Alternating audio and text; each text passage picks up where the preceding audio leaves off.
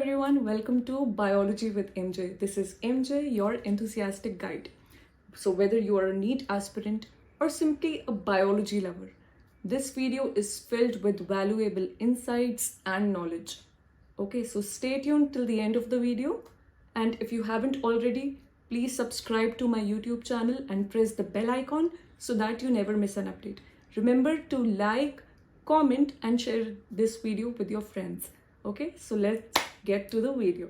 Hello students, welcome back to my channel. So in this video, we are going to cover the topic pteridophytes from the chapter Plant Kingdom.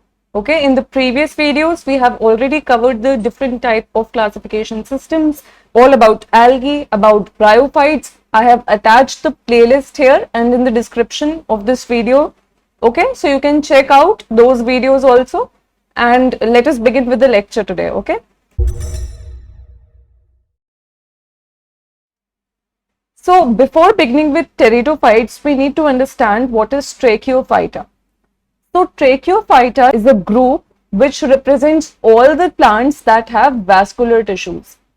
Okay, what are vascular tissues? Vascular tissues include xylem and phloem.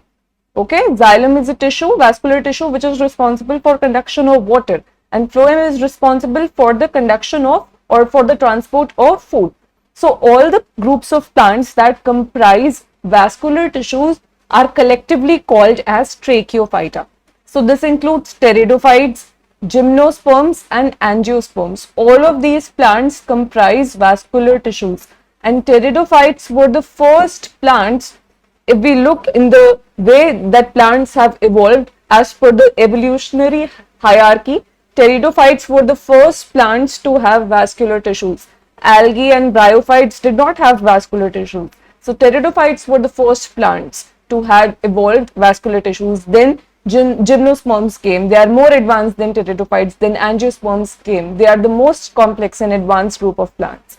Okay, and all of these comprise vascular tissues.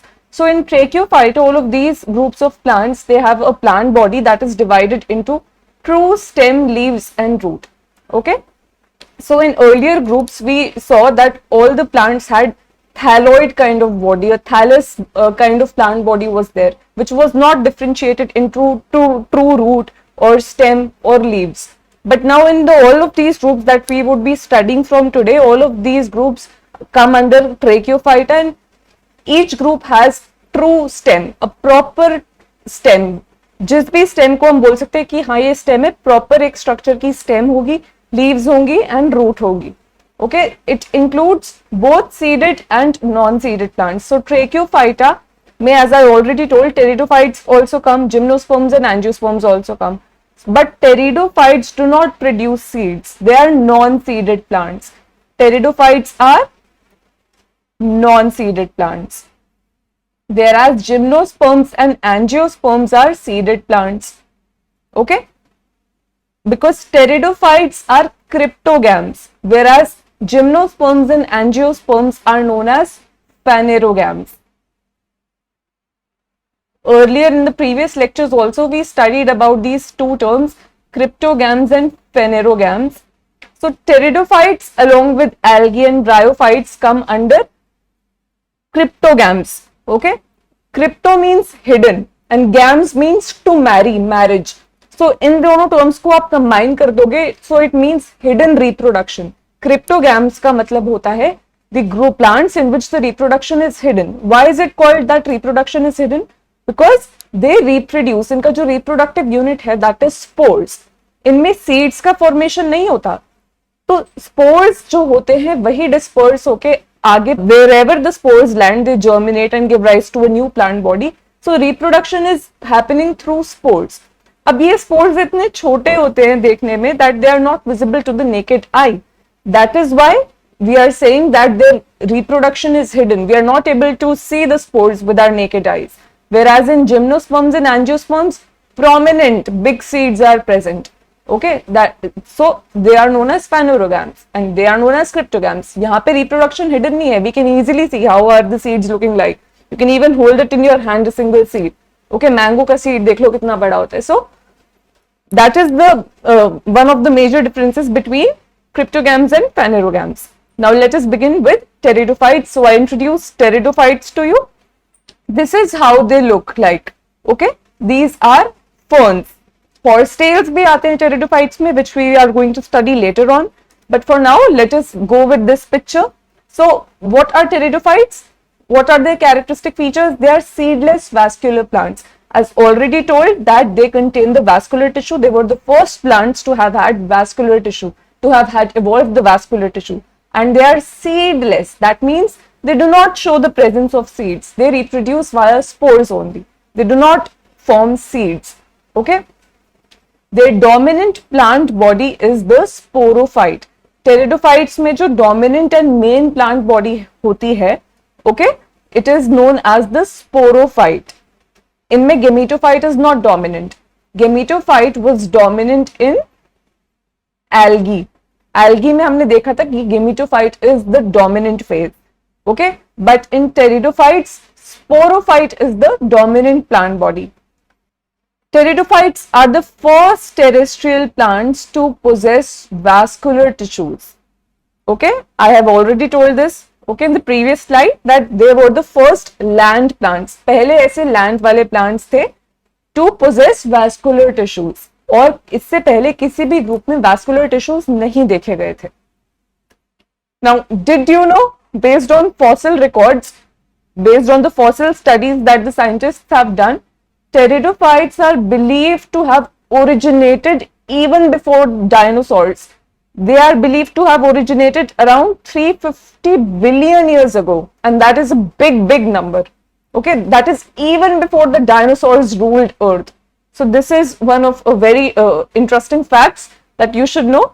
Okay, that is why the dinosaur here is like, wait, what? Okay, so moving forward, let us study about some of the general characteristics of pteridophytes. So pteridophytes जो होते हैं, they are found in cool, damp यानी कि moist water का presence रहता है जहाँ पे थोड़ा ऐसा नहीं कि dry है, shady places. Though some may flourish well in sandy soil conditions also. Some pteridophytes can also flourish well in sandy soil kind of conditions also, but they are usually found in cool, damp and shady places. Okay, so as you can see, एक sandy and dry habitat में भी हमें pteridophytes देखने को मिल जाते हैं. Shady habitat में भी हमें टेरिडोफाइट्स देखने को मिल जाते हैं. तो इस पिक्चर में जो टेरिडोफाइट दिखा रखा है, that is a fern, and इस पिक्चर में जो दिखा रखा है, it is a horsetail. Okay, so pteridophytes includes ferns and horsetails. These two types of plants we can see in the group pteridophytes. Okay, so as already told, they can be found in both the kinds of environments, in dry and sandy soil condition environment also, and in moist, damp, shady places, cool areas also. So just what I said previously, pteridophytes include horsetails and ferns. So horsetails, that is, don't you think it is a kind of a peculiar name? Why horsetails? Does it resemble a horse? Well, yes, it does resemble a horse in its tail. Okay, it looks branched. So pteridophytes can be of two types, branched and unbranched. So जो ferns होते हैं, they are usually unbranched. Okay, उनका जो stem होता है, it grows erect and it is not dividing or it is not bifurcating. Branch नहीं होती है उसकी stem. Unbranched single stem रहती है. Okay, and single he stem होती है वो, जबकि horsetails में क्या होता है, more than one stem could be growing from the base, or a single stem can further branch itself into more sub branches. So because of this branching pattern, because of branching in horsetails, some horsetails are branched, not all horsetails are branched, but because of the horsetails which are branched, this term horsetails has been assigned to this group, because the branched horsetails look somewhat like this, and this resembles the tail of a horse. So that is why the name horsetails, because the branched horsetails or the branched pteridophytes, they resemble like the tail of a horse. That is why they are known as horsetails. Now in this picture you can see these structures. These are actually cones or strobilus. Okay, we will study about these later on. Okay, so these both are representing horsetails and these are ferns. So these two groups come under pteridophytes. Now let us study about the structure of pteridophytes. So the main plant body is sporophyte and it is differentiated into true root, stem and leaves. So pteridophytes में true root का presence रहता है, stem भी होती है, proper true leaves होती है, and main plant body, as already told, dominant and main plant body is the sporophyte. And all of these organs, root, stems and leaves, they possess well differentiated vascular tissues. Conducting tissues भी बोलते हैं vascular tissues को, because they are responsible for conduction of certain substances. So xylem for responsible for the conduction of water, phloem is responsible for the conduction of food. So all of these organs that we study, they possess well differentiated vascular tissues. So as you can see in this image, this is Selaginella. It has well differentiated leaves, roots भी आप देख सकते हो यहाँ पे, proper एक stem जा रही है. So this is one of the examples of pteridophytes. So जैसा कि हमने पढ़ा, क्या पढ़ा हमने कि phloem is responsible for the transport of food and xylem is responsible for the transport or for the conduction of water and dissolved minerals. Okay, so these are the vascular tissues which are present in pteridophytes. And each of these organs, true root, stems and leaves, all of the plant body of pteridophytes is possessing these vascular tissues. Okay, each of these organs possess well differentiated vascular tissues, phloem and xylem.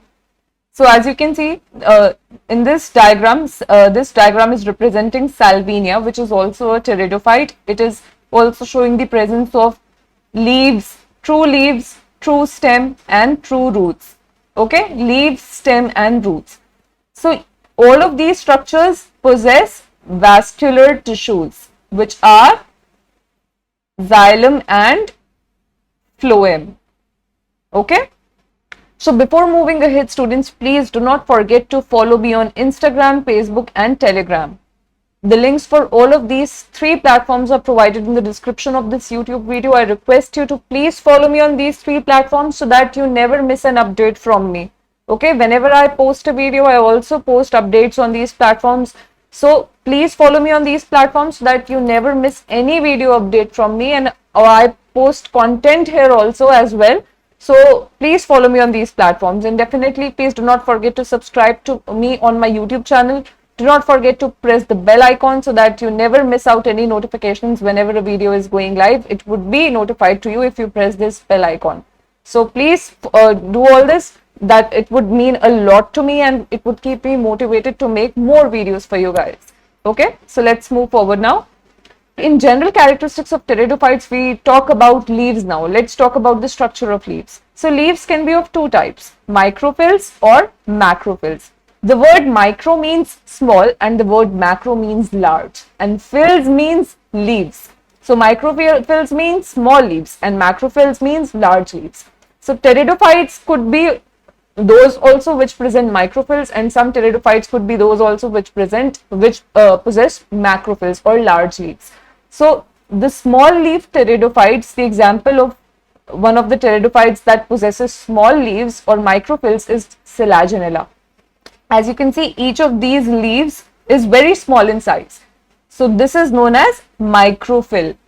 Okay, so the pteridophytes which are bearing small leaves, these leaves are known as microphylls, and macrophylls are large leaves. As you can see, this is representing the leaf of a fern. It is a very large leaf which is divided into numerous leaflets.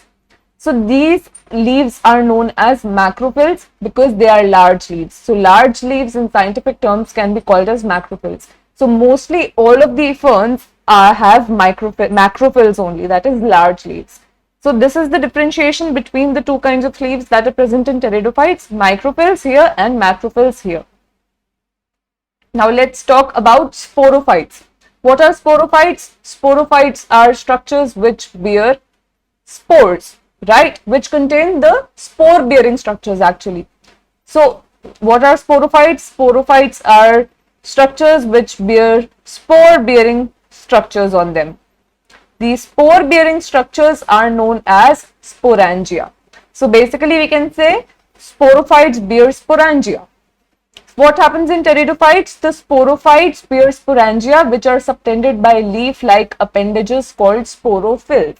So as you can see in this diagram, this is a sporophyte of pteridophyte. Okay, sporophyte is the dominant plant body or the main plant body of pteridophytes. So you can see numerous circular structures here are present. These are spore bearing structures. Sporangia are the spore bearing structures, okay, and they are subtended, okay, by leaf like appendages. So these appendages are known as sporophylls. Phyll is leaf, right, and sporo means spore bearing. So sporophylls are leaves which bear spore bearing structures or which bear sporangia. Sporophylls are leaves bearing sporangia. So as you can see in this diagram, sporangia are present.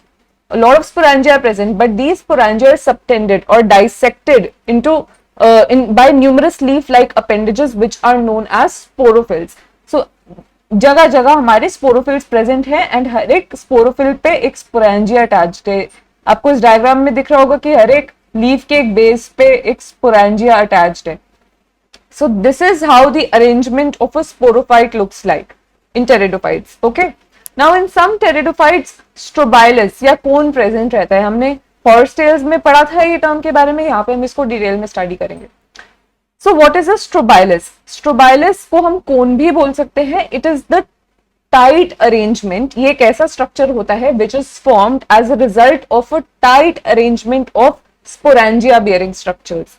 ये sporangia bearing structures जो होते हैं they are arranged tightly around a central axis or a stem. The main stem of a plant, उसके around tight arrangement of sporangia bearing structures से strobilus या कोन बनता है. ये sporangia bearing structures जो होते हैं they can be leaves also, जिनको हम modified leaves भी बोल सकते हैं, या they can be stem also, जिसको हम modified stem भी बोल सकते हैं. because normal leaves in stem में sporangia या कुछ अलग से modification नहीं होती है. they look like a normal stem only and a normal leaf only. they are not associated with sporangia. okay, so यहाँ पे जो modified leaves और modified जो stem है, मॉडिफाइड लीव्स को हम स्पोरोफिल बोलते हैं, मॉडिफाइड स्टेम को हम स्पोरेंजियोफोर बोलते हैं. तो अगर स्पोरोफिल्स बहुत टाइटली अरेंज हो जाएंगी तो वो हमें स्ट्रोबाइलस या कोन जैसा स्ट्रक्चर देंगी. स्पोरेंजियोफोर यानी कि मॉडिफाइड स्टेम्स बियरिंग स्पोरेंजिया अगर टाइट अरेंजमेंट शो करेंगे तो they will also give us strobilus और कोन. सो मॉडिफाइड लीव से जो हमारा कोन बनता है वो हमें सिलैजिनेला में देखने को मिलता है, एंड मॉडिफाइड स्टेम से जो हमारा कोन बनता है वो हमें एक्विसिटम में देखने को मिलता है. Equisetum is example of horsetail. Horsetail में in fact this is the only living genus that is present. Okay, rest all are dead. So equisetum is the example of the cones which are formed as a result of the tight arrangement of sporangiophores. So in this diagram you can see equisetum is being shown. Numerous sporangiophores are arranged here, okay, and are forming a strobilus or a cone. अब एक sporangiophore को अगर हम zoom कर लें, so it will look something like this, okay, and it will bear what? Sporangiophore है तो क्या bear करेगा? Sporangia तो bear करेगा. So it will bear sporangia like this. Okay, so this structure is known as a sporangiophore, and numerous of these structures, when they are arranged tightly, they form a strobilus or a cone. All right. Equisetum का diagram को आप further देखोगे तो ये strobilus top पे present है. Various nodes and internodes में plant body divided है. Branches are also present. Rhizome is present. Rhizome is basically underground stem और सबटेरेनियन स्टेम ही बोल सकते हैं हम इसको, जिसके नोड्स पे से रूट्स एंड शूट्स अराइज करती हैं, फर्दर उस प्लांट को ग्रो करने में हेल्प करती हैं. Okay, so this is the complete view of equisetum. अब हमने एक्विसेटम कवर कर लिया है. Let us look at selaginella now. Selaginella के स्ट्रोबेलाए या कोन्स कैसे दिखते हैं. तो सिलैजिनेला में स्पोरोफिल्स हैं, यानी कि लीव्स जो हैं वो टाइटली अरेंज हो जाएंगी. लीव्स, हर एक लीफ के पास स्पोरेंजिया प्रेजेंट होंगे. So when they will arrange themselves in a tight arrangement, they will form strobili or cones. So these structures here, these are representing cones or the strobili of Selaginella. Strobili is the plural term and strobilus is the singular form of this word. Okay? Dorsal view देख सकते हैं आप, and ये ventral view देख सकते हैं. Dorsal view क्या हो गया हमारा? Lower or back view of Selaginella. Ventral view is the upper. or top view of Selaginella. Okay, so we have covered Selaginella also. Now in some cases, sporangia are present on the leaves as sorae. Sorae here is the plural form and sorus here is the singular form of this word. What is sorus? Sorus is a cluster of sporangia. जब बहुत सारे sporangia cluster में आके present होंगे leaves पे, उसको हम sorus बोलते हैं. तो you can see in this image leaves पे बहुत सारे आपको sorae दिख रहे हैं. Each of this structure is representing a sorus. Each of this circular structure is representing a sorus. एक sorus को आप zoom करके देखोगे, so it will look like this. It is each sorus, each of these circular structure comprises of numerous circular sporangia. That is, it possesses a cluster of sporangia. Each sorus is made up of numerous sporangia. So each of these circles here are further representing sporangium. Okay, sporangia is the plural form and sporangium is the singular form. So multiple of these sporangia, when they are present in a cluster on the leaf, they are known as sorus.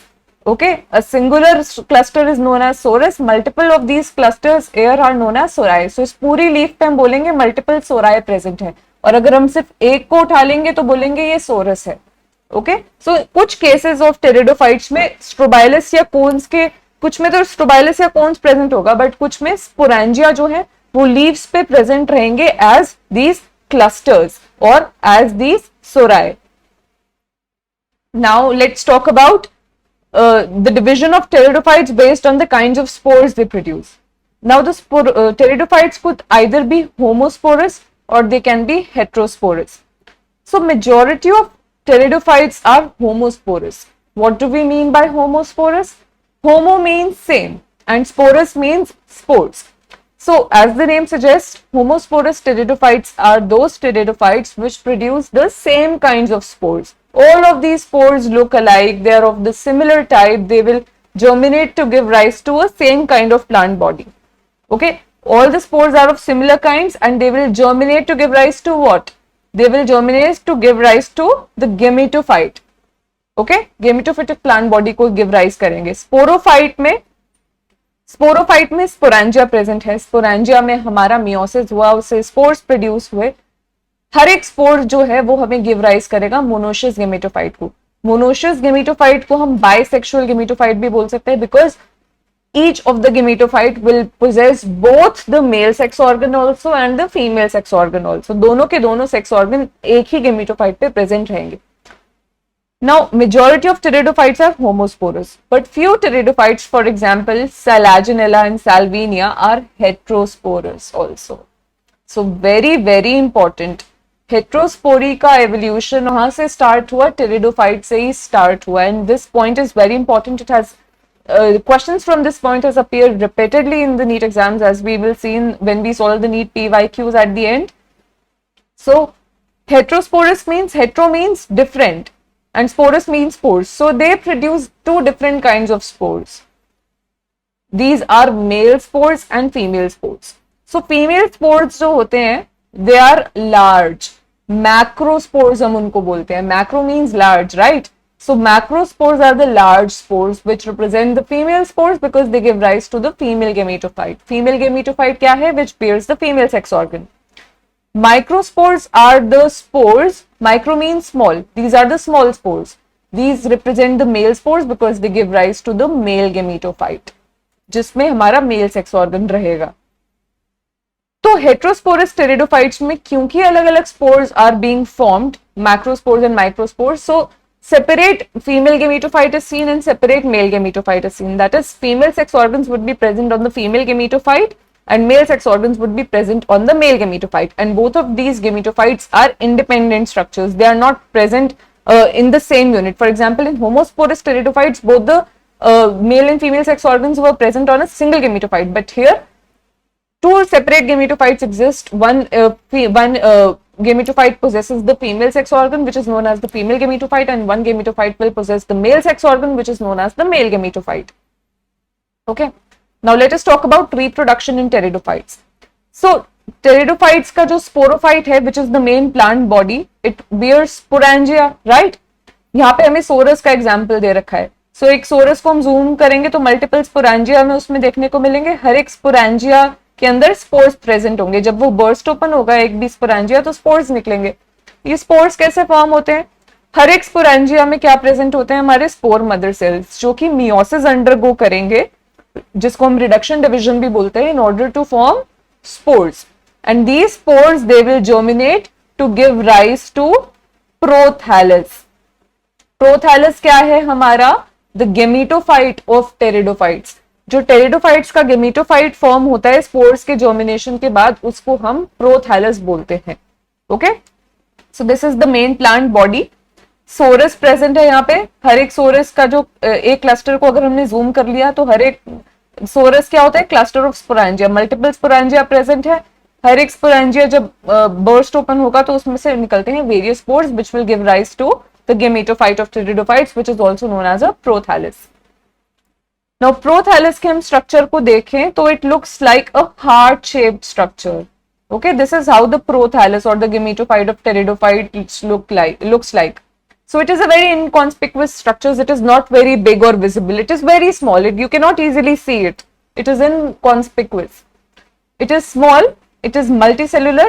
Okay, it is a multicellular structure. It is made up of more than multiple cells. More than one cell, multiple cells. It is free living, mostly photosynthetic thalloid gametophytes. So they are free living gametophytes. Okay, they can synthesize their own food. They are photosynthetic thalloid gametophytes. यहाँ पे true root stems और leaves में differentiation नहीं दिखता आपको। ये जो plant body है ये एक thalloid है। True root stems और leaves नहीं present रहते हैं इस पे। stem and leaves and root like structures present जरूर रहेंगे, पर ट्रू रूट स्टेम्स और लीव्स प्रेजेंट नहीं रहेंगे। तो ये हार्ट शेप स्ट्रक्चर है। मोनोशियस है, that is male and female sex organs दोनों ही इसी प्लांट बॉडी पे रहेंगे।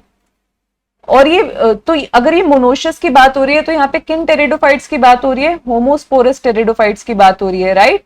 बिकॉज होमोस्पोरस टेरिडोफाइट्स के स्पोर्स ही germinate to form a monoecious gametophyte, right? So और होमोस्पोरस टेरिडोफाइट्स के गेमेटोफाइट में male and female sex organs दोनों ही एक ही गेमेटोफाइट पे प्रेजेंट रहते हैं। तो फीमेल सेक्स ऑर्गन भी इसी पे रहेगा, मेल सेक्स ऑर्गन भी इसी गेमेटोफाइट पे रहेगा। फीमेल सेक्स ऑर्गन को हम बोलते हैं archegonia and male sex organ को हम बोलते हैं antheridia. So as you can see यहाँ सेंटर में आर्किगोनिया प्रेजेंट है, जो बड़े बड़े स्ट्रक्चर्स हैं, एंड साइड्स में एंथरीडिया के डॉट्स आपको दिख रहे हैं। ये डॉट्स हैं, ये रिप्रेजेंट कर रहे हैं एंथरीडिया को, which are the male sex organs. Rhizoids present है बिकॉज थैलोइड प्लांट बॉडी है इसकी, प्रोथैलस की, दैट इज ट्रू रूट्स नहीं प्रेजेंट, तो हम इसलिए राइजोइड्स लिखा है यहाँ पे। राइजोइड्स क्या होते हैं? Root like structures, but they are not true roots, ठीक है। एंड इसका जो शेप भी हार्ट जैसा दिखता है। सो this is the distinguishing feature of prothallus. ना यहाँ पे ट्रू रूट्स है, ना ट्रू स्टेम है, ना ट्रू लीव्स है। एंड ये जो स्ट्रक्चर होता है बहुत शॉर्ट लिव्ड होता है। इसका जो ड्यूरेशन होता है, लाइफ स्पैन होता है, ज्यादा नहीं होता, ज्यादा टाइम के लिए एग्जिस्ट नहीं करता ये। अब क्या होता है? मेल सेक्स ऑर्गन से फीमेल सेक्स ऑर्गन तक गेमीट्स को पहुंचाने के लिए एंथरीडिया क्या प्रोड्यूस करेगा? सबसे पहले एंथेरोजोइड्स प्रोड्यूस करेगा, ठीक है। एंथेरोजोइड्स क्या है? हमारे मेल गेमीट्स होते हैं। आर्किगोनिया में क्या प्रोड्यूस होगा? फीमेल सेक्स ऑर्गन में फीमेल गेमीट प्रोड्यूस होगा। फीमेल गेमीट को हम क्या बोलते हैं? एग बोलते हैं। तो एंथेरोजोइड्स को एग तक पहुंचने के लिए they need a medium which is water. Bryophytes में आई ऑलरेडी टोल्ड यू कि टेरिडोफाइट्स में भी वाटर का रिक्वायरमेंट रहता है in order for sexual reproduction to take place. तो यहाँ पे हम जो भी रिप्रोडक्शन पढ़ रहे हैं, हम सेक्सुअल रिप्रोडक्शन के बारे में पढ़ रहे हैं टेरिडोफाइट्स की, ठीक है। So for the male gametes to reach the female gamete, water is required. That is why water is required for the transfer of antherozoids, the male gametes, which are released from the antheridia. For their transfer to the mouth of archegonium, water is required. So water is also of utmost importance. It is essential for the sexual reproduction of pteridophytes also. Bryophytes में तो था ही essential, pteridophytes में भी essential है। So as you can see, male sex organ है जिसको हम antheridium बोलते हैं। They produce antherozoids, which are the male gametes, via the water medium. They are reaching the archegonium, जो कि फ्लास्क शेप्ड ही होता है टेरिडोफाइट्स में भी। आर्किगोनियम क्या है हमारा? Female sex organ, and it bears egg, okay, a single egg. So antherozoid जब एग के साथ फ्यूज करेंगे तो मिला के हमें देंगे जाइगोट। एंड एंथेरोजॉइड्स जो टेरिडोफाइट्स में होते हैं फ्लैजिलेटेड ही होते हैं वो भी, ओके। नंबर ऑफ फ्लैजिला जो है वो डिफर करता है स्पीशी टू स्पीशी की कौन सा स्पीशी है टेरिडोफाइट का। सो एंड ये जो नंबर होता है इट इज ऑल्सो फीचर और रिकॉग्नाइजिंग आइडेंटिफाइंग फीचर की स्पीशीज कौन सा है। हम नंबर ऑफ फ्लैजिला से हम आइडेंटिफाई कर सकते हैं कि कौन सा टेरिडोफाइट है, okay. So this is how the sexual reproduction is working in pteridophytes. Now what happens is the zygote will develop into, after the zygote is formed, it will develop into what? Embryo. तो young embryos बनाएगा जिसको हम young sporophyte भी बोलते हैं। जो gametophyte है, gametophyte ने हमारे गेमेट्स प्रोड्यूस कर दिए, गेमेट्स ने फ्यूज करके बना दिया हमारा जाइगोट। अब जाइगोट क्या बनाएगा? वापस से स्पोरोफाइट बनाएगा, ऐसे ही तो लाइफ साइकिल कंप्लीट होगी। तो the zygotes develops into young embryos जिसको हम यंग स्पोरोफाइट भी बोल सकते हैं within the female gametophytes. Female gametophytes जिसको हम प्रोथैलस बोल रहे हैं in the beginning. So the क्या हो रहा है यहाँ पे? As you can see this is the prothallus, okay. Female gametophyte में आ गया हमारा मेल गेमीट। मेल गेमीट ने रीच किया हमारे फीमेल गेमीट पे, फर्टिलाइजेशन हुआ, जाइगोट बना, जाइगोट पे germinate to give rise to a young embryo जिसको हम यंग स्पोरोफाइट भी बोल सकते हैं, ठीक है। तो basically what is happening? The zygote develops into young sporophytes with in the female gametophytes in the beginning. शुरुआत में क्या होता है कि जो स्पोरोफाइट होता है जो वो वही जर्मिनेट हो जाता है। क्या हो रहा था? फीमेल गेमीट के अंदर आके मेल गेमीट ने एग के साथ फर्टिलाइज करके जाइगोट बना दिया, वही जाइगोट से बना हमारा एम्ब्रियो। एम्ब्रियो जो है वो वहीं आगे बड़ा हो रहा है, यंग स्पोरोफाइट बना लिया उसने, यंग एम्ब्रियो फॉर्मेशन हो गया while within the female gametophyte only. So the zygotes they are developing into young embryos within the female gametophytes only in the beginning. ये सेपरेट नहीं हुआ है अभी तक प्रोथैलस से। जो स्पोरोफाइट है वो फीमेल गेमेटोफाइट में ही जर्मिनेट हो गया है। It has not yet separated from the gametophytic plant body. Zygote afterwards produces a multicellular well differentiated sporophyte which is the dominant phase of pteridophytes. अब हमने पढ़ा है कि स्पोरोफाइट इंडिपेंडेंट स्ट्रक्चर होता है, मेन प्लांट बॉडी होती है pteridophytes में। Now you must be wondering यहाँ पे तो स्पोरोफाइट अटैच्ड ही रह गया हमारे प्रोथैलस से, ऐसा कैसे? वो इसलिए अटैच रह गया बिकॉज इनिशियल स्टेजेस में, तभी यहाँ पे पॉइंट मेंशन है इन द बिगिनिंग, इनिशियल स्टेजेस में जो स्पोरोफाइट है वो फीमेल गेमेटोफाइट में ही जर्मिनेट हो जाता है। And this is one of very important points, इसको आप please hold this point in your head. But afterwards the young sporophyte when it will mature into the adult sporophyte it then exist independently. उसके बाद जो हमारा gametophyte है it ceases to exist, वो खत्म हो जाता है। तभी हमने बोला कि गेमेटोफाइट और प्रोथैलस जो होता है वो शॉर्ट लिव्ड होता है। तो जो यंग स्पोरोफाइट है, as you can see this is the young sporophyte which is present on the gametophyte। जब एडल्ट स्पोरोफाइट बना तो ये जो गेमेटोफाइट से वो सेपरेट हो जाता है एंड गेमेटोफाइट धीरे धीरे खत्म हो जाता है। सो ये जो एडल्ट स्पोरोफाइट है it looks like this, proper इसमें वापस से रूट, स्टेम्स एंड लीव्स का फॉर्मेशन हो गया। Okay, so the zygote produces thereafter multicellular well differentiated sporophyte and this is the dominant or the main plant body of pteridophytes.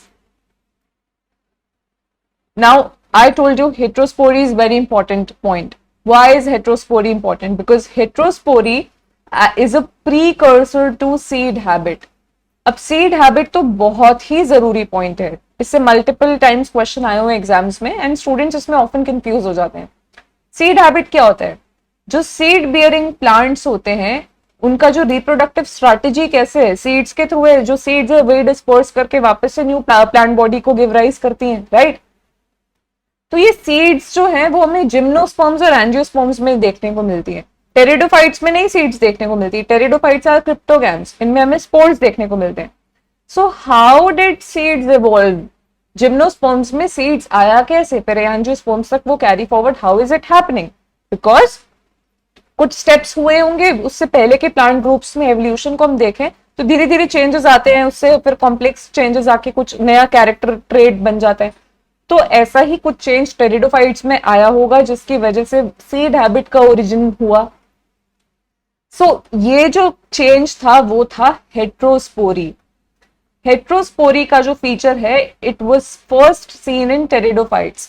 Bryophytes तक homospory था, heterospory जो हमारा आया वो टेरिडोफाइट्स में आया। एंड टेरिडोफाइट्स में जो फीचर आया, this was a very important feature. It acted as a precursor to seed habit. Heterospory की वजह से हमें सीड हैबिट का ओरिजिन देखने को मिला इन जिम्नोस्पर्म्स एंड एंजियोस्पर्म्स। कैसे, वो अभी हम पढ़ते हैं। So what happened was the female gametophytes in heterosporous plants are retained on the parent sporophytes for variable period। सबसे पहले तो ये पॉइंट देख लेते हैं before discussing this point। The female gametophytes हमने देखा कि इन हेट्रोस्पोरस प्लांट्स क्या होता है, जो फीमेल गेमेटोफाइट्स आर अलग and male gametophytes are separate, right.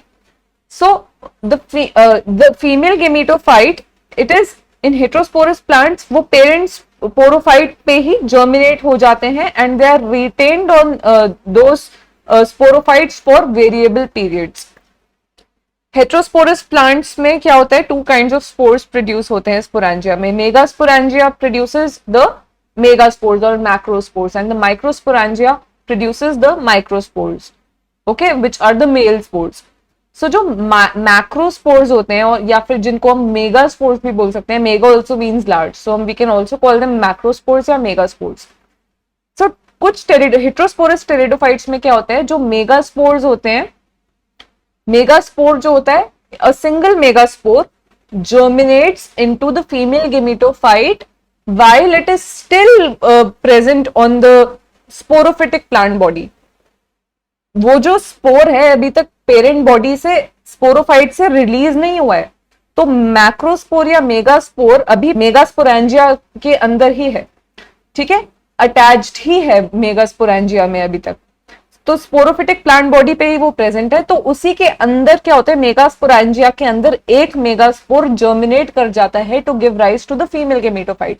Microspore जो होते हैं वो तो रिलीज हो गए अलग जाके, उन्होंने अपना मेल गेमेटोफाइट फॉर्म कर लिया एक सेपरेट लोकेशन पे, बट हेट्रोस्पोरस टेरिडोफाइट्स में जो मेगास्पोर्स होते हैं they germinate within the megasporangia, single megaspore germinates. अब क्या होता है कि मेजॉरिटी ऑफ द टेरिडोफाइट, मतलब दोनों काइंड्स के सीन आपको देखने को मिल जाएंगे। कुछ टेरिडोफाइट्स में क्या होता है कि मेगास्पोरेंजिया में सिर्फ एक ही मेगास्पोर प्रेजेंट है, हेट्रोस्पोरस टेरिडोफाइट्स की बात हो रही है, और कुछ हेट्रोस्पोरस टेरिडोफाइट्स में मेगास्पोरेंजिया में more than one megaspore present है।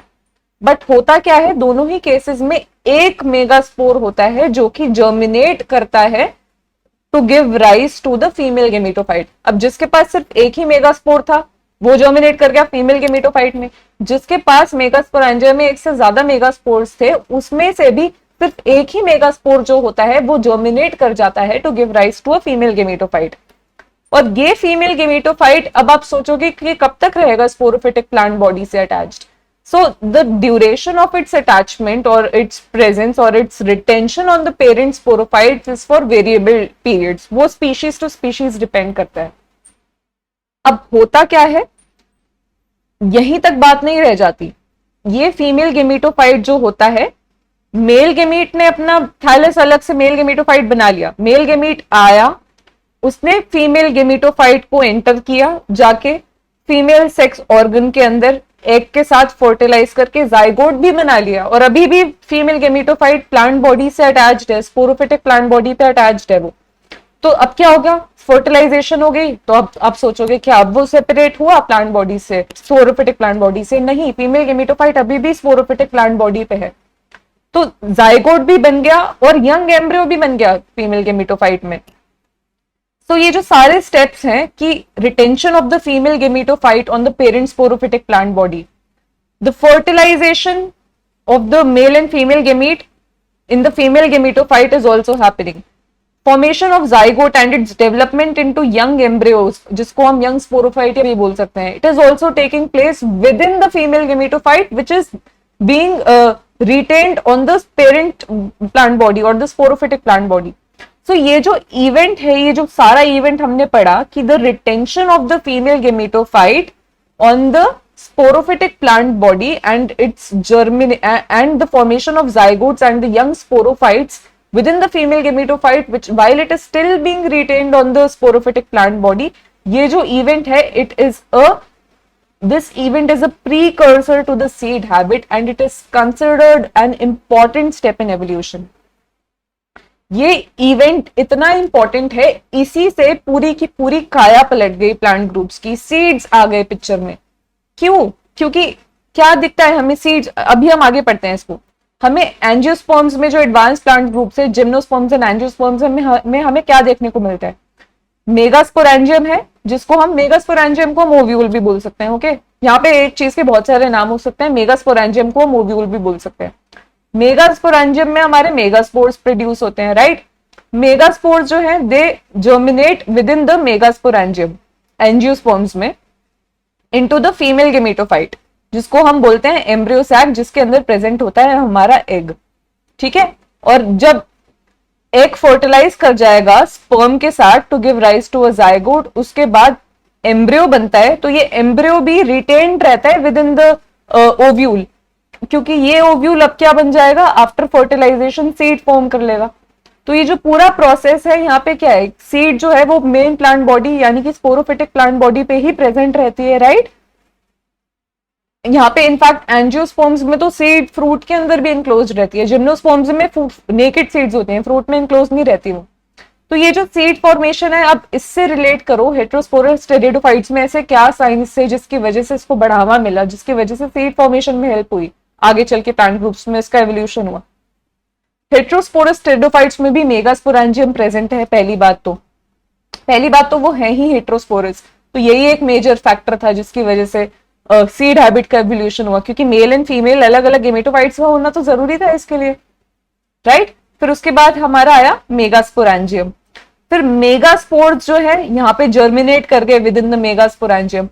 एंजियोस्पर्म्स में और जिम्नोस्पर्म्स में भी मेगास्पोर जर्मिनेट करते हैं विद इन द मेगास्पोरेंजियम, और हेटेरोस्पोरस टेरिडोफाइट्स में ये पहली बार देखा गया कि megaspore is germinating within the megasporangium to give rise to a female gametophyte.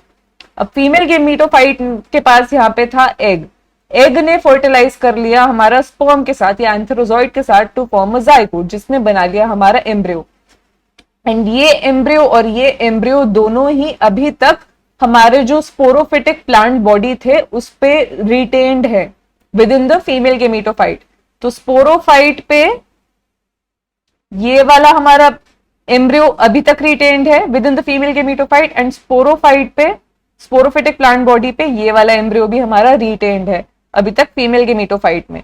ठीक है, यहाँ पे ओव्यूल ने सीड बना लिया, यहाँ पे ओव्यूल नहीं प्रेजेंट। टेरिडोफाइट्स में अभी तक ओव्यूल्स प्रेजेंट नहीं है, बिकॉज ओव्यूल्स के स्ट्रक्चर में इंटेग्यूमेंट्स भी आते हैं, जबकि टेरिडोफाइट्स में अभी तक इंटेग्यूमेंट्स का डेवलपमेंट नहीं हुआ है। ठीक है, सो स्पोरोफिटिक प्लांट बॉडी में फीमेल गेमेटोफाइट का retention and the formation of the young sporophyte और the embryo, this event was a precursor to the formation of seeds, because तभी तो एम्ब्रियो जो है वो सीड में क्या होता है, एम्ब्रियो प्रेजेंट होता है विद इन द मेगास्पोरेंजियम जो डेवलप कर जाता है ओव्यूल, मेगास्पोरेंजियम को ओव्यूल बोलते हैं, ओव्यूल सीड में डेवलप कर जाता है। तो उसी सीड के अंदर हमारा यंग स्पोरोफाइट प्रेजेंट रहता है। यहाँ पे भी जो हमारा यंग स्पोरोफाइट है वो मेगास्पोरेंजियम में प्रेजेंट रहा, बिकॉज फीमेल गेमेटोफाइट है वो रिटेन हो रहा है हमारा स्पोरोफिटिक प्लांट बॉडी पे, राइट। सो ये जो पूरा इवेंट था यही इंपॉर्टेंट प्रीकर्सर था। Heterospory ultimately is the precursor to seed habit, origin of seeds.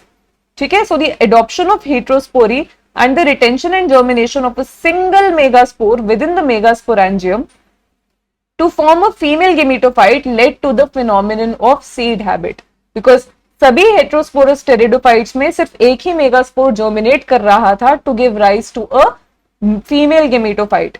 बाकी के जो मेगास्पोर्स थे या तो वो डीजेनरेट हो जाते हैं, ठीक है, सिर्फ एक ही जर्मिनेट करता है to give rise to the female gametophyte। सो ये पूरा ही जो इवेंट था हेटेरोस्पोरी का बहुत ही इंपॉर्टेंट इवेंट था for the evolution of the seed habit.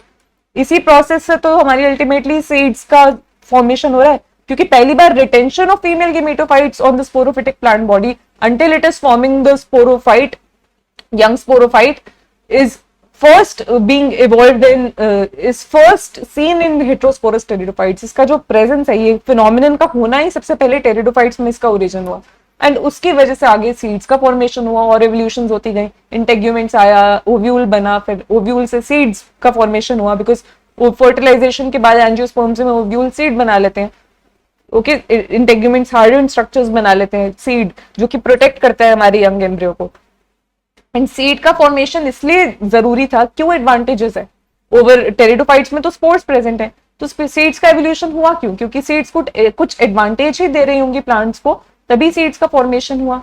तो एडवांटेज आप खुद सोचो क्या नहीं है, बिकॉज सीड्स इतने हार्डन स्ट्रक्चर्स हैं जो कि यंग एम्ब्रियो को प्रोटेक्ट कर रहे हैं।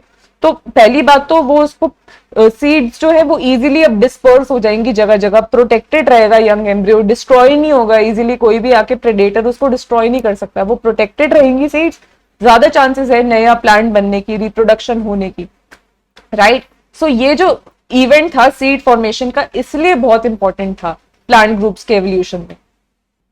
और दूसरा पॉइंट, अब ये जो सीड्स है इसमें हमारा यंग एम्ब्रियो प्रेजेंट है, एम्ब्रियो जो है वो हमारा स्पोरोफिटिक प्लांट बॉडी या मेन प्लांट बॉडी पे रिटेन्ड है, राइट।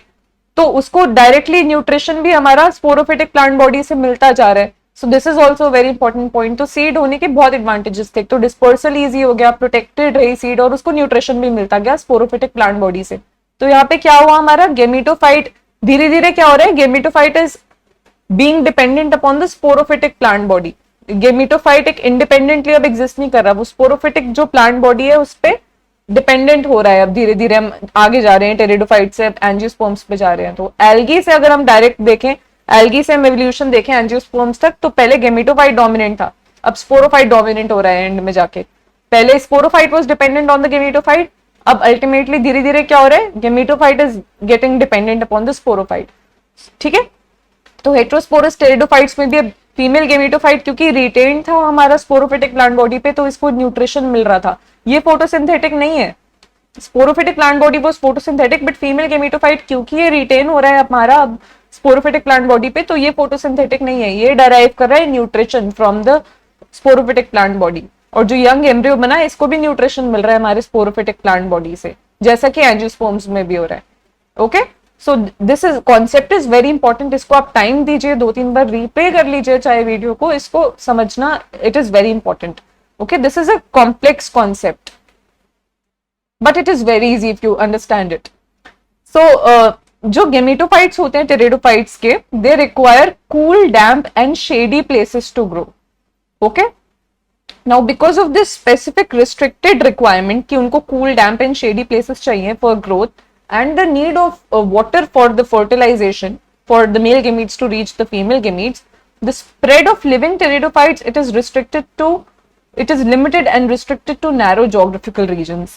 So ये जो दो conditions हैं जो pteridophytes को चाहिए कि cool, damp and shady places भी हो and water भी चाहिए उनको fertilization के लिए, इस वजह से कुछ limited and restricted areas हैं जहां पे हमें pteridophytes देखने को मिलते हैं। हर जगह pteridophytes हमें देखने को नहीं मिलते। ओके, सो आप देखो यहाँ पे ये स्पोरोफाइट है, इसने इसने स्पोर्स प्रोड्यूस करे, स्पोर्स जो है उसने बनाया हमारा गेमेटोफाइट। यहाँ पे होमोस्पोरस टेरिडोफाइट्स की बात हो रही है क्योंकि बाइसेक्सुअल गेमेटोफाइट है। तो अब क्या बना हमारा गेमेटोफाइट में क्या हुआ, एंथरीडिया जो है, एंथरीडिया ने प्रोड्यूस करा हमारे antherozoid, they will go to the mouth of the archegonia, enter it and will fertilize with the egg to form zygote. zygote ने बनाया embryo ने फॉर्म करा हमारा further डेवलप करके एक young sporophyte जिसको हम young embryo भी बोल सकते हैं। So this is the sporophyte which is attached to the gametophyte, young sporophyte. Okay, these are the rootlets and rhizoids. So ऐसे हमारा reproduction and एक life cycle of pteridophytes का एक बेसिक ओवरव्यू ऐसे देखने को मिल रहा है। फिर वापस से जब ये स्पोरोफाइट आगे जाके एक इंडिपेंडेंटली एग्जिस्ट करेगा, बड़ा होगा, फिर स्पोर्स प्रोड्यूस करेगा। Now you can see the life cycle of pteridophytes here. So haploid generation की हम बात करें तो सबसे पहले तो स्पोर्स प्रोड्यूस हुए स्पोरेंजिया में से, right. The spores they will give rise to the young gametophyte, young gametophyte further divide करा उसने, it will give rise to a prothallus, ठीक है। यंग गेमेटोफाइट ने फॉर्म किया हमारा अल्टीमेटली प्रोथैलस। प्रोथैलस में हमारे एंथ्रीडियम प्रेजेंट है, आर्किगोनियम प्रेजेंट है, एंथ्रीडियम ने प्रोड्यूस करे हमारे स्पर्म्स, आर्किगोनिया ने प्रोड्यूस करे एग्स, दोनों में फर्टिलाइजेशन हुआ, जाइगोट बना। तो ये पूरी थी हमारी हेप्लॉइड जनरेशन, जाइगोट के पहले तक, जब तक गेमीट्स प्रोड्यूस हो गए, और जो स्पोर्स थे वो हमारे हेप्लॉइड थे, तभी तो उसने गिव राइज किया हेप्लॉइड गेमेटोफाइट को। ठीक है, इस हेप्लॉइड जनरेशन को हम अगर इस डायग्राम में देखें तो हमारा कहां से स्टार्ट हो रहा है, स्पोर्स से स्टार्ट हो रहा है। तो लेट अस सी, यहाँ पे हमारे स्पोर्स हैं, स्पोर्स ने गिव राइज किया हमारे प्रोथैलस को, तो स्पोर्स है हमारे एन, प्रोथैलस भी एन है, गेमेटोफाइट एन, उसने माइटोसिस से female sex organ male sex organ में प्रोड्यूस करे female gametes which is an, antherozoid produce करे विच इज एन, दोनों ने फ्यूज करके हमारा बना लिया जाइगोट विच इज 2n। तो यहां तक था हमारा हैप्लॉइड जनरेशन। ठीक है, ये सारी हमारी हो गई हैप्लॉइड जनरेशन, जैसे कि ये हमारी हैप्लॉइड जनरेशन है। अगर हम डिप्लॉइड जनरेशन की अब हम बात करें तो डिप्लॉइड जनरेशन में अब हमारा आ गया zygote 2n, see 2n zygote. Zygote will give rise to the embryo, embryo will give rise to the sporophyte. See, zygote has given rise to the embryo, then the young sporophyte is present on the gametophyte. फिर उसके बाद हमारा क्या present, जो sporophyte है, it will further germinate and will further establish itself as a well differentiated and mature and adult sporophyte. ठीक है, फिर इस एडल्ट स्पोरोफाइट में फर्दर जो है स्पोरेंजिया प्रोड्यूस होंगे, स्पोरेंजिया प्रोड्यूस होंगे, स्पोरेंजिया क्लस्टर में अरेंज हो गए तो सोरस बन गया। हर एक स्पोरस में अगर हम एक स्पोरेंजिया को देखें तो इसमें मियोसिस से स्पोर्स प्रोड्यूस होंगे which will ultimately then again give rise to the haploid generation. तो ये सारा हमारा डिप्लॉइड जनरेशन हो गया। तो यहाँ पे क्या आ गया, एम्ब्रियो, स्पोरोफाइट, फिर स्पोरोफिल्स हैं हमारे, स्पोरोफाइट पे ही तो स्पोरोफिल्स प्रेजेंट है तो वो भी 2n होंगे, स्पोरोफाइट तो है ही 2n। फिर स्पोरेंजिया प्रोड्यूस हुए, स्पोर मदर सेल्स हैं 2n। फिर जब स्पोर मदर सेल्स जो कि स्पोरेंजिया में प्रेजेंट है उनमें मियोसिस होगा तो हमारे स्पोर्स बनेंगे जो कि बिगिन करते हैं हमारी हैप्लॉइड जनरेशन वंस अगेन। सो ये सारा जो रीजन था ये रिप्रेजेंट कर रहा है हमारा डिप्लॉइड जनरेशन और 2n generation. Okay, and the other region was representing the haploid generation और the n generation. Now let us move forward. So classes of pteridophytes होती हैं 4 टाइप की। Pteridophytes are further divided into 4 classes which are psilopsida, lycopsida, sphenopsida and pteropsida. Psilopsida हमारे सबसे primitive kind of pteridophytes होते हैं and order of evolution ऐसा है, right. सो pteridophyte, Pteropsida जो होते हैं they are the most advanced class of pteridophytes. Psilopsida में सिर्फ एक ही लिविंग जीनस प्रेजेंट है which is Psilotum, rest all are dead. Okay, so this is the only living genus that is present in Psilopsida. Lycopsida को हम club mosses भी बोल सकते हैं या spike mosses भी बोल सकते हैं, कॉमन नेम्स हैं इसके। इसके एग्जांपल्स हो गए हमारे Selaginella, Lycopodium, these are the examples of Lycopsida. Sphenopsida की बात करें तो Sphenopsida को हम horse tails भी बोलते हैं। ठीक है, तो horse tails कहाँ आते हैं हमारे Sphenopsida में। ठीक है, हॉर्स टेल्स में हमारा जैसा कि पहले बताया था सिर्फ एक ही लिविंग जीनस प्रेजेंट है which is Equisetum, rest all are dead. Pteropsida में हमारे आगे सारे फर्न्स, तो Dryopteris, Pteris, Adiantum, these 3 are the ferns. और भी एग्जांपल्स हैं फर्न्स के, बट यहाँ पे एनसीईआरटी में हमें ये 3 एग्जांपल्स दे रखे हैं फर्न्स में। सो ये फर्न्स को हम बोलते हैं टेरोप्सिडा। टेरोप्सिडा का दूसरा नाम क्या हो गया हमारा, फर्न्स। तो ये 4 क्लासेस हो गए हमारे टेरिडोफाइट्स के, Psilopsida, club mosses, horsetails and ferns. Okay, so let's move forward now. Economic importance of pteridophytes. They have various kinds of uses as well. Okay, so they are frequently grown as ornamental plants. Ornamental क्या होते हैं, जो कि घर की वो decoration में help करते हैं, किसी एनी स्पेस, बीच होम स्पेस और office space, they are used to decorate that area as in ornaments. Okay. So because of their big and graceful leaves, they are often grown as ornamentals. Usually ferns को हम grow करते हैं as ornamental plants because ferns के होते हैं large leaves, macrophylla जैसा कि पढ़ाया था. So big graceful leaves होते हैं and वो बहुत beautiful लगते हैं at your, when they are kept at your home and office places. Even I have one fern in my balcony. Okay. So if we talk about other economic importance, so one is soil binding also. So pteridophytes bind soil. So even when they are present on the hill slopes, when they are growing on the hill slopes at a steep location also, they bind the soil there as well, because it is their property that they bind the soil very thoroughly. So even when they are present along the hill slopes, they bind the soil, and because of soil binding, what is being prevented? आप किसी चीज को hold करके रख रहे हो तो वो जा नहीं पा रही है आपके आपकी ग्रिप से, राइट? सो बाइंड करने का मतलब है उसको होल्ड करके रखना. सो अब रेनफॉल वगैरह होती है तो यूजुअली सॉइल जो होता है वो इरोड हो जाता है, soil is displaced from its location. But अगर टेरिडोफाइट्स वहां पे ग्रो कर रहे हैं, they are binding the soil, तो इससे क्या प्रिवेंट हो रहा है? अल्टीमेटली सॉइल इरोजन प्रिवेंट हो रहा है. तो अब रेनफॉल वगैरह कुछ भी होगा, सो इजीली सॉइल डिस्प्लेस नहीं हो पाएगा अपनी जगह से. So they bind the soil and prevent the soil erosion. And if they are present along the hill slopes, they are also still binding the soil, right? So hill slopes पे तो ज्यादा रहता है सॉइल इरोजन का, क्योंकि hills पे ज्यादा rainfall होती है. So even on the hill slopes, see, you can see a pteridophyte growing on a hill slope. So it is binding the soil and preventing the soil erosion. So soil binding is one of the properties of pteridophytes. Then as medicines, so pteridophytes, they are used for medicinal purposes as well. इसका example हो गया Dryopteris. Pteropsida का example है Dryopteris, which is Pteropsida को क्या हम बोलते हैं? Ferns. So Dryopteris is a fern whose rhizomes and petioles, they are used as an anti-helminthic drug. Okay, so pteridophytes का हो गया हमारा medicinal importance भी हमने देख लिया.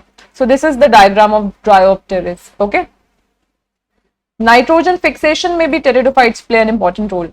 अजोला क्या होता है हमारा? It is a very short and देखने में बहुत छोटा सा एक्वाटिक फर्न है, as you can see in this image.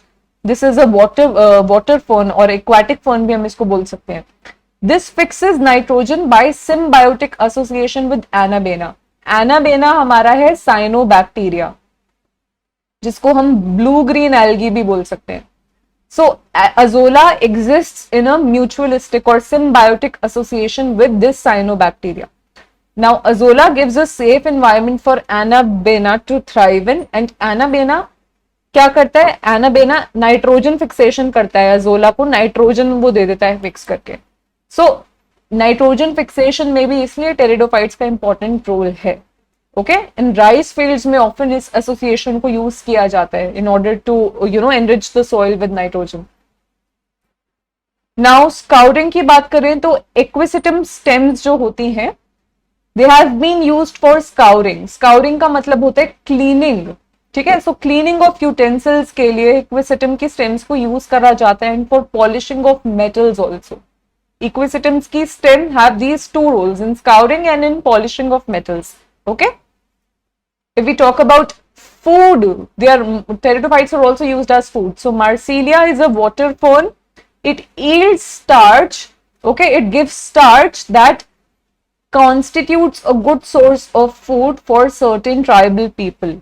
So this is how pteridophytes are also being consumed as food, because Marsilia here, this is one of the examples of how pteridophytes are being used as food. There must be other examples also. So Marsilia yields starch that is a good source of food for certain tribals. So tribals are consuming Marsilia. All right. So let us come to the NEET PYQs most awaited. So NEET 2023 में latest PYQ है हमारा ये, identify the pair of heterosporous pteridophytes among the following: Equisetum and Salvinia, Lycopodium and Selaginella, Selaginella and Salvinia, Xylotum and Salvinia. So I already told you that heterospory point is very important. Please pay attention to it where I was teaching you. So see, the question has come here. And the next question is also from this concept only. So we have to identify the pair of heterosporous pteridophytes from among the following. So what two examples did we study in heterosporous pteridophytes? Selaginella and Salvinia. So the correct answer is option number C.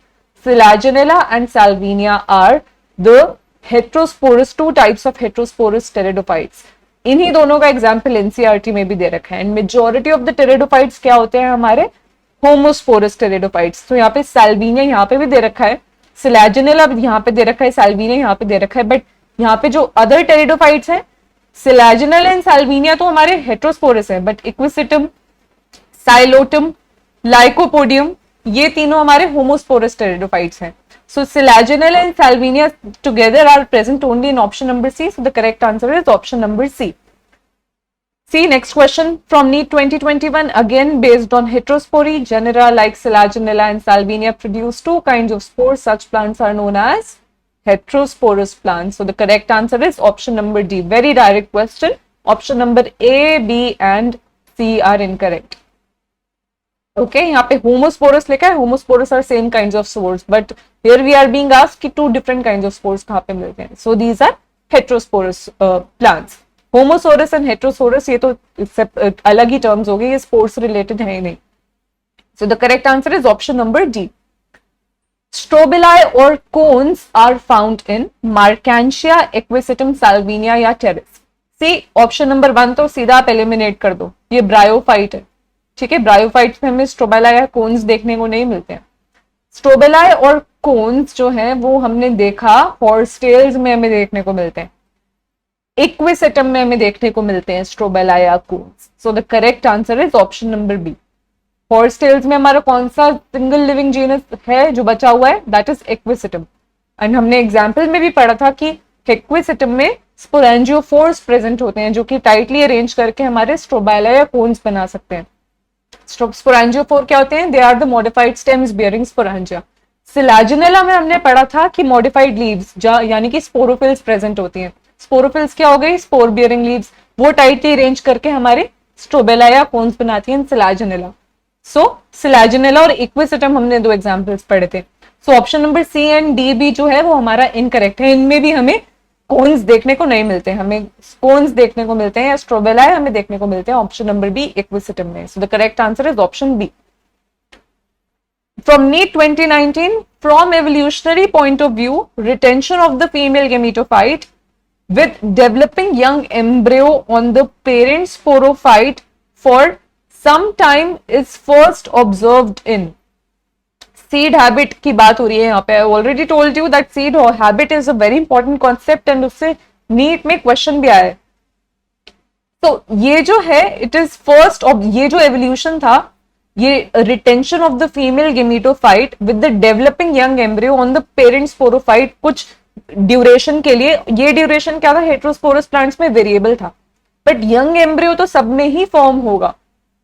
अब उसके young embryo के formation के बाद female gametophyte अलग होगा parent sporophytic plant body से. It will definitely be separated from the parent plant body, but उसका duration variable है एंड वो स्पीशीज टू स्पीशीज डिपेंड करता है. ठीक है, तभी यहाँ पे लिखा है सम टाइम के लिए वो रिटेन होगा. बट ये जो सम टाइम के लिए ही रिटेंशन हुआ, this event was very important for the origin of seed habit in the later groups, that is in gymnosperms and angiosperms. So ये first time ये जो retention था कहाँ ऑब्जर्व किया गया? मॉसेस में. ब्रायोफाइट्स में हमने ऐसा कुछ पढ़ा था? नो. ब्रायोफाइट्स तो होमोस्पोरस ही होते हैं, हेट्रोस्पोरी वहां है ही नहीं. Pteridophytes is the right answer. Pteridophytes में सबसे पहले देखने को मिला.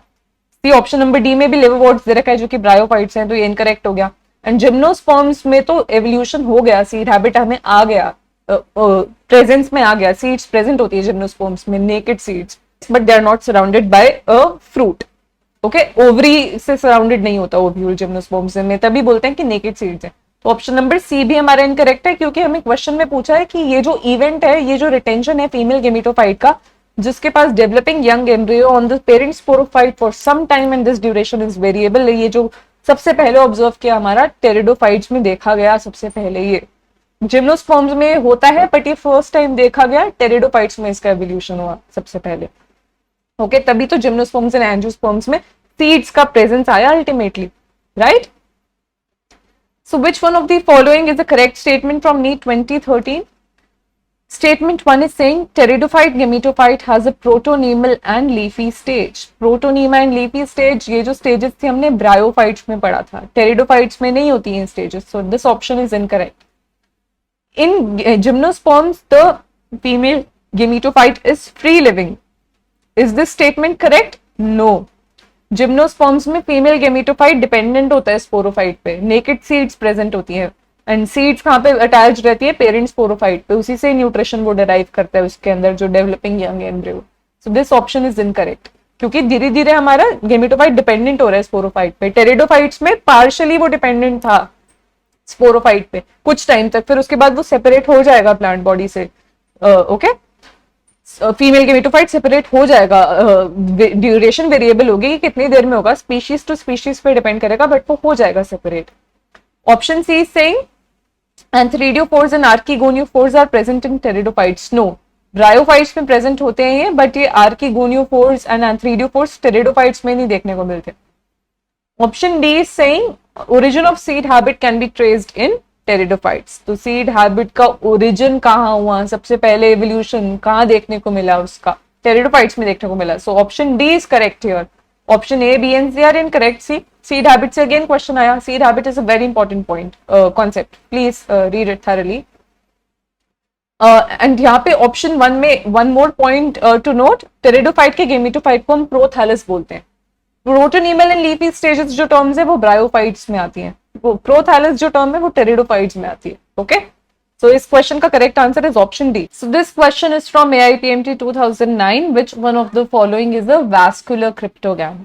सो cryptogams are what? Cryptogams are non seed bearing plants.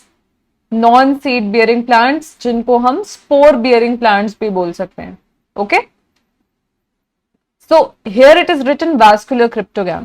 so cryptogams में सब फर्स्ट ऑफ ऑल एल्गी आ गए हमारे, ब्रायोफाइट्स आते हैं हमारे, एंड टेरिडोफाइट्स आते हैं. ये तीनों ही हमारे स्पोर प्रोड्यूसिंग प्लांट्स होते हैं, राइट. उसके बाद जो जिम्नोस्पर्म्स एंड एंजियोस्पर्म्स हैं, they are seed bearing plants. ठीक है, इनको हम फैनेरोगैम्स भी बोलते हैं. फैनेरोगैम्स यानी कि seed bearing plants, and cryptogams यानी कि non seed bearing plants. These are spore producing plants. So if we look at the options, which one of the following is a vascular cryptogam? vascular भी हमारा यहाँ पे आ गया cryptogam के साथ. so इन तीनों में से algae, bryophytes and pteridophytes तीनों ही अगर cryptogams है, तो इनमें से कौन सा है जिसके पास vascular tissue भी present है? so हमने पढ़ा कि एवोल्यूशन में अगर हम देखें प्लांट ग्रुप्स कैसे इवॉल्व हुए, तो सबसे पहले vascular tissue था वो टेरिडोफाइट्स में हमें देखने को मिला था. सबसे पहले vascular tissue का ओरिजिन, वैस्कुलर टिश्यू का प्रेजेंस टेरिडोफाइट्स में देखा गया था. So pteridophytes is the correct answer. ये चारों ऑप्शन में जो टेरिडोफाइट होगा वो that would be the correct answer, because vascular cryptogam हम टेरिडोफाइट्स को ही बोलते हैं. सो एक्विसिटम क्या है हमारा? एक्विसिटम को हम क्या बोलते हैं? हॉर्स टेल्स भी बोलते हैं, because this is the equisetum is the only living genus that is present in the horse tails group. Okay, so equisetum को हम हॉर्स टेल्स भी बोलते हैं. Horse tail is a pteridophyte class. Pteridophytes की one of the classes है हमारी horse tail. So the correct answer is option number A, equisetum. Option number C is saying ginkgo. Ginkgo हमारा gymnosperm है, and gymnosperms are फैनेरोगैम्स. सो ये option भी हमारा incorrect हो गया.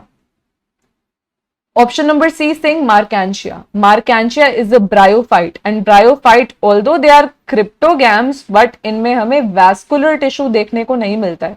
So this option is also incorrect. Option number D is saying Cedrus. Cedrus is also an incorrect option because Cedrus is also a gymnosperm, and gymnosperms are phanerogams, not cryptogams. Okay, phanerogams are seed bearing plants, whereas cryptogams are non seed bearing plants. So the correct answer to this question is option number A, equisetum. Now this question is saying which one of the following is considered important in the development of seed habit? Okay, see again a repeated question from seed habit is there. So which one of the following is considered important seed habit के development में? इनमें से कौन सा जो है point important है? Dependent sporophyte? No, incorrect. Gametophyte होता है dependent seed habit में तो. Heterospory? Yes, the correct answer is heterospory. Heterospory was important for the development of seed habit. And heterospory का origin कहाँ देखने को मिला हमें? Pteridophytes में. Haplontic life cycle? No, this is also incorrect. Free living gametophyte? No, this is also incorrect because gametophyte जो है हमारा dependent है sporophyte पे, seed habit की अगर हम बात करें तो, right? gametophyte जो है वही तो retain हो रहा है हमारा sporophytic plant body पे. And haplontic life cycle ये भी incorrect हो गया. haplontic life cycle तो हमें algae में देखने को मिलती है. Pteridophytes, gymnosperms and angios, pteridophytes में हमें haplodiplontic life cycle देखने को मिलती है. ठीक है, एंड टेरिडोफाइट्स में जो डोमिनेंट प्लांट बॉडी होती है हमारी स्पोरोफिटिक प्लांट बॉडी होती है. एंड जिम्नोस्पर्म्स एंड एंजियोस्पर्म्स में हमें जो लाइफ साइकिल देखने को मिलती है वो है डिप्लॉन्टिक लाइफ साइकिल, जिसमें हमारी dominant plant body sporophytic plant body होती है। ऑल्टरनेशन ऑफ जनरेशंस जो है हमारा आउट ऑफ सिलेबस है, बट एक ब्रीफ ओवरव्यू में आपको यहाँ पे दे देती हूँ इसका। सो इस क्वेश्चन का सबसे पहले तो देख लेते हैं करेक्ट आंसर हेट्रोस्पोरी है, because heterospory is considered important for the development of seed habit. Heterospory में ही फीमेल गेमेटोफाइट जो है वो रिटेन हो रहा है on the parent sporophytic plant body while it is still bearing the young embryo or the young sporophyte. Okay, so the correct answer is option number B, heterospory. So here alternation of generations की अगर हम बात करें, alternation of generation का क्या मतलब है? एक हेप्लॉइड गेमेटोफाइट जो होता है वो ऑल्टरनेट करता है with a diploid sporophytic plant body. Haploid gametophyte जो है किसी भी प्लांट ग्रुप में आप देख लो, एक हेप्लॉइड गेमेटोफाइट है, वो माइटोसिस से गेमीट्स प्रोड्यूस कर रहा है। These gametes, when they are fusing with each other, the male gamete is fusing with the female gamete, it is giving rise to a sporophytic plant body, which is diploid. And this sporophytic plant body will then undergo meiosis in order to form haploid spores. These haploid spores will again germinate to give rise to gametophyte. इस वजह से ये जो haploid और diploid generations हैं, sporophyte and gametophyte आपस में alternate कर रहे हैं, इसको हम ऑल्टरनेशन ऑफ जनरेशंस बोलते हैं। ठीक है, जो हमें प्लांट्स में देखने को मिलता है। तो लाइफ साइकिल्स जो होती हैं based on alternation of generations 3 type की होती हैं, haplontic, diplontic and haplodiplontic. Haplontic life cycle में gametophyte is the dominant free living and photosynthetic plant body. It can synthesise its own food if it is photosynthetic. Sporophyte is the short lived, ठीक है, it is not free living, it is only one celled. Zygotic meiosis हो जाता है यहाँ पे, जो हमने algae में पढ़ा था, क्लेमाइडोमोनास में देखा था ना कि इमीडिएटली जाइगोट जो है वो स्पोरोफाइट को रिप्रेजेंट करता है, it is not growing further और it is not dividing into more cells by mitosis. Immediately उसने मियोसिस अंडरगो किया एंड वापस से अपने बना लिए उसने स्पोर्स, हैप्लॉइड स्पोर्स। सो ये हमें मेजॉरिटी ऑफ एल्गी में हैप्लॉन्टिक लाइफ साइकिल देखने को मिलती है। डिप्लॉन्टिक लाइफ साइकिल इसका जस्ट ऑपोजिट है हैप्लॉन्टिक का। इसमें गेमेटोफाइट डोमिनेंट था हैप्लॉन्टिक में, जबकि डिप्लॉन्टिक में sporophyte is the free living and dominant in photosynthetic plant body. Gametophyte dependent होता है स्पोरोफाइट पे and it is single to few celled. ये हमें एंजियोस्पर्म्स और जिम्नोस्पर्म्स में देखने को मिलता है। And since exceptions are always there, so एक एल्गी भी है Fucus, right, Fucus is the brown algae, इसमें भी हमें डिप्लॉन्टिक लाइफ साइकिल देखने को मिलता है।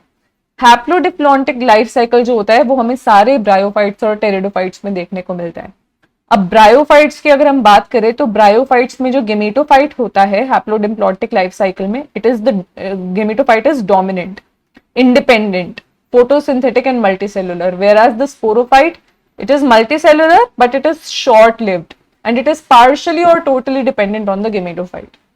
Okay, टेरिडोफाइट्स की हम बात करें तो यहाँ पे डोमिनेंट एंड फोटोसिंथेटिक इंडिपेंडेंट होता है हमारा स्पोरोफाइट, एंड यहाँ पे जो गेमेटोफाइट होता है this is also multicellular, it is independent and it is short lived. Okay, बहुत थोड़ी ड्यूरेशन के लिए एग्जिस्ट करता है। देखा था ना प्रोथैलस पे उसने बनाया यंग स्पोरोफाइट गेमेटोफाइट ने, फिर गेमेटोफाइट जल्दी से ही उसने प्रोथैलस को गिव राइज कर, गेमेटोफाइट ही हमारा प्रोथैलस है first of all, note this point. फिर उसी पे से हमारा यंग स्पोरोफाइट निकल गया इमीडिएटली, थोड़ी ही ड्यूरेशन के लिए, थोड़ी ड्यूरेशन बाद। प्रोथैलस ज्यादा टाइम के लिए एग्जिस्ट नहीं करता, right. So that is why जो गेमेटोफाइट होता है शॉर्ट लिव्ड होता है। फिर उसके बाद वो जो यंग स्पोरोफाइट बना, फिर मेच्योर स्पोरोफाइट वो बनेगा, एंड जो गेमेटोफाइट से वो अलग भी हो जाएगा एंड वो गेमेटोफाइट खत्म हो जाएगा धीरे धीरे, because it is very short lived. So here the gametophyte is multicellular, saprophytic, autotrophic. Saprophytic या ऑटोट्रोफिक, ऑटोट्रोफिक यानी कि can synthesise its own food, it is independent and it is short lived. So all pteridophytes show this kind of pattern, haplodiplontic life cycle. Now some algae are there, for example Ectocarpus, Polysiphonia and kelps, they are also haplodiplontic. So algae के कुछ exceptions हैं, these are Ectocarpus, Polysiphonia and kelps. So NEET 2024 के लिए you don't need to remember all this, but this is just for your understanding so that you can understand whatever we have studied so far a little better. Okay, so that was all for today's video, students. Hope you liked the video. I worked really hard in order to compile this content and make this video. So make sure to hit the like button, subscribe to my channel, and definitely share this video with your batchmates and classmates. Would really mean a lot to me and would motivate me further to make more videos. So as always, see you in the next video. Bye-bye. Thank you for watching this video. If you have any feedback and suggestions, or if you found something useful, do let me know in the comments below, and like this video, definitely share it with your friends and subscribe to my channel. See you in the next video. Bye bye.